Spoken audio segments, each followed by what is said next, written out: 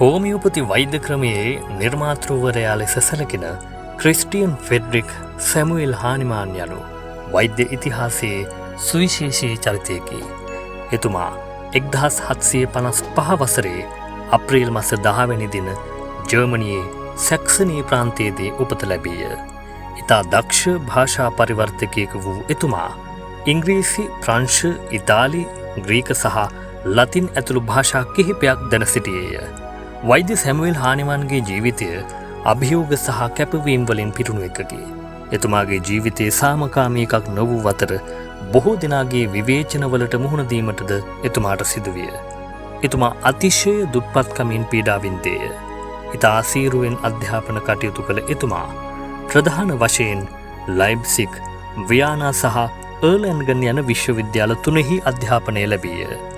1775 වසරේදී වෛද්‍ය විද්‍යාව හැදෑරීම ආරම්භ කළ එතුමා 1779 අගෝස්තු 10 වැනි දින වෛද්‍ය උපාධිය ලබා ගත්තේය. වෛද්‍ය සැමුවෙල් හානිමාන් ජීවිතයේ දෙවරක් විවාහ විය.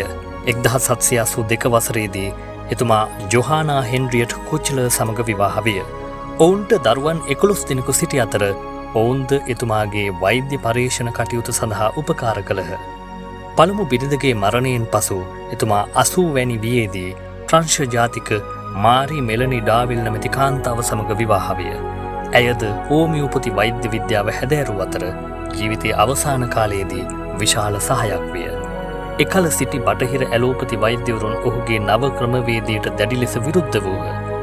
ඔවුන් එතුමාව වංචාකරුවෙකු ලෙස හැඳින්වූ අතර විවිධ නඩු මගින් ඔහුට හිරිහැර කළහ. වෛද්‍ය හානිමාන් විසින්ම ඖෂධ සකස් කර රෝගීන්ට ලබා දීම හේතුවෙන් ඖෂධ වෙළෙන්දන්ගේ ආදායමට පහරක් වැදුනි.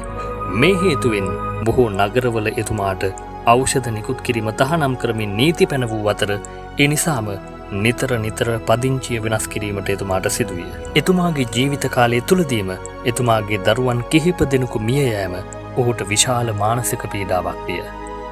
මේ සියලු බාධක මැද්දේ වුවද වෛද්‍ය හානිමාන් රෝගීන්ට සැලකීමේදී ඉතා මානුෂීය විය.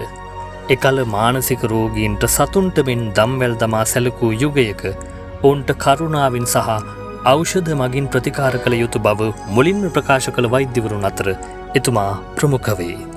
එතුමාගේ ජීවිත කතාවෙන් පෙනී යන්නේ තමා විශ්වාස කළ සත්‍ය වෙනුවෙන් ලෝකයක් සමග තනිව සටන් කළ ධෛර්යවන්ත මිනිසෙකුගේ ස්වරූපයයි. එකල පැවති වෛද්‍ය ක්‍රම පිළිබඳ කලකිරීමට පත් වූ වෛද්‍ය හානිමාන් 1790 දී විලියම් කූලන්ගේ වෛද්‍ය ග්‍රන්ථයක් පරිවර්තනය කිරීමේදී සින්කෝනා පොතු මගින් මැලේරියාව සුව වන බව කියවූ පසු එතුමා එය තමා මතම අත්හදා බැලුවේය. එහිදී නිරෝගී පුද්ගලයෙකු වූ තමාට මැලේරියාවට සමාන රෝග ලක්ෂණ මතුවන බව එතුමා නිරීක්ෂණය කළේය.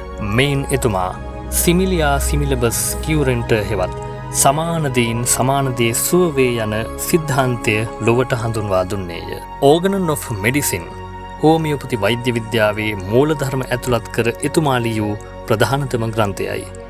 මෙටීරියා මෙඩිකා යනු විවිධ ඖෂධ නිරෝගී මිනිසුන් මත අත්හදා බලා ලබාගත් දත්ත ඇතුළත් ග්‍රන්ථයයි. ඖෂධවල විෂ සහිත බව අඩු කර ගුණාත්මක බව වැඩි කිරීම සඳහා ඖෂධ අතිශයින් තනුක කිරීමේ ප්‍රොටෙන්ටයිසේෂන් නම් ක්‍රමවේදයද එතුමාගේ සොයා ගැනීමකි.